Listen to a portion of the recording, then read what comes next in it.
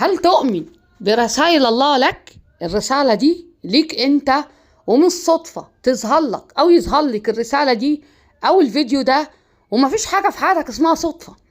وهتؤمن الفترة اللي جاية ايمان اعلى ويقين اعلى، لان انت عندك دعم قوي جدا من رب العالمين ومن الملائكة النورانية بشيء انت قعدت تدعيه ايام وليالي.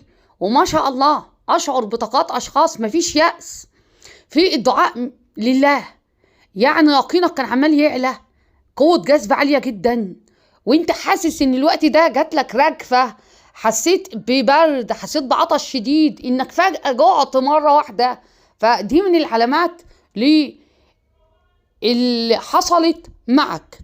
اولا اكثر من الاستغفار، لان من استغفر ربه في اخر الليل ولو مرة واحدة كتب من المستغفرين بالاسحار. وانت بالذات يلي وقع قدام عينك الرسالة والفيديو، معكم صابرين الطاقات الإيجابية، هي مرشدة لكل من يستمع إليها، وحياكم الله جميعا. ما شاء الله ما شاء الله، تحقق أمنيات اتمنيتها كتير جدا. يعني الوقت انت فيه ده حواليك ملائكة نورانية، عندك استجابة دعاء، تحقيق أماني. يعني الكلمات الجميلة ورفع طاقتك الإيجابية هي شيء مهم وخطير. انت في أعتاب عالية من الحياة، انت في مرحلة فيها نضوج عالي جدا.